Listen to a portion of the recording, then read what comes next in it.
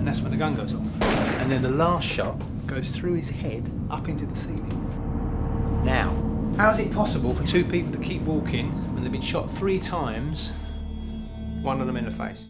So The Ghoul is a psychological thriller, and it follows a police detective played by Tom Meaton, who goes undercover posing as a psychotherapy patient to investigate a strange, possibly occult double murder.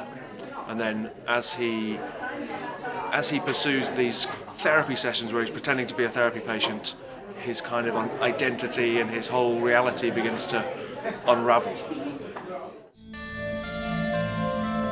I think he talks other people into doing stuff just because he gets a kick out of it. He's been seeing a psychiatrist. If I can get a session with Fisher, I can get to those notes. I'm talking about the shrinks, man. The head shrinkage. Just because we're plumbing the depths of the unconscious mind doesn't mean we can't have a cup of tea.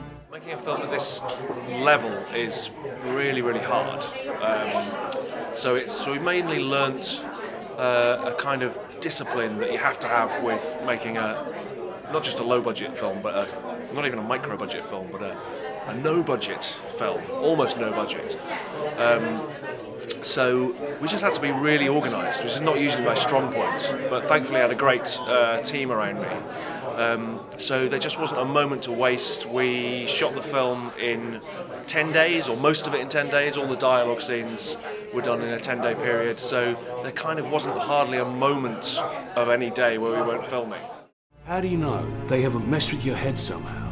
They're looking for patients, they're looking for vulnerable minds, and they will go one by one through their patients until they find the right one. One by one, by one, by one. I had written feature scripts and sent them out into the world and been really impressed and pleased by some of the feedback I got back. It wasn't all good, but it was all intelligent.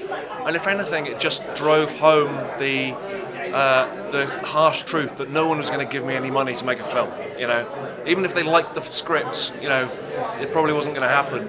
And so myself and Tom Meaton and Jack Gutman, who's our producer, we'd done a couple of shorts, and we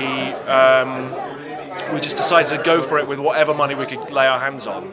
Hypnosis, implanted memories. You went in too deep, and they flipped you, and now you can't get out. I wanted to make a film basically about mental health. It's not specifically about depression, obviously. If you see the film, you'll see that, but depression kind of runs through it as a theme. And I thought, if you make a film just about someone who's suffering from depression, it's going to be a bit depressing. It's just going to be a guy staring at his feet for 2 hours, which apparently nobody wants to see. So I'm told. So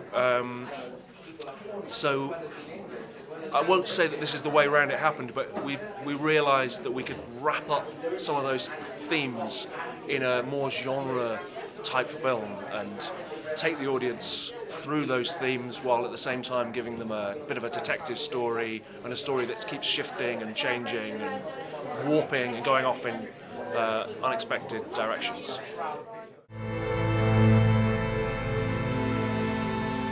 Sometimes you encounter a person who is bad for you to be around. We're trying to raise up whatever it is that's got you in its grip. We were very, not so much influenced as inspired, sort of galvanised by Ben Wheatley, who I knew because I'd been an actor in some of his early films. My parts in Ben Wheatley films got smaller and smaller until I started to say, maybe Ben Wheatley's trying to tell me something and I should make a film. But he made a film very early on called Down Terrace, which was a tiny film, but an amazing film. And I was in it in a smaller part, but enough that I could look around at what he and his team were doing and think, my God, they're doing a good job here on almost no money. There's no excuse.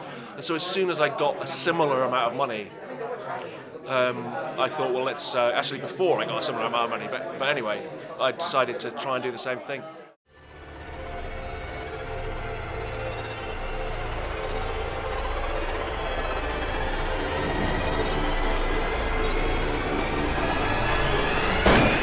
I hope audiences will get a lot out of the film.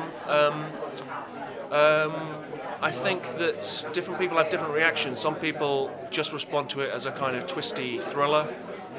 We've had a couple of reactions of people who found it quite moving and quite sort of and have responded to that kind of heartbreaking side of it, which is great as well. And I think that's testament to the cast. I didn't realise when we were making it that there was enough. I was trying my best in the script, but there's a real heart at the centre of the film, especially Tom Meaton, who's amazing. Don't tell anybody I said that, but he's amazing in this film. And Alice Lowe and Jeff McGivern, who's also in the film. They bring a real kind of compassion to what could be quite a cerebral, sort of intellectual kind of film. They make it warm and human, and I think that's what audiences are hopefully finding.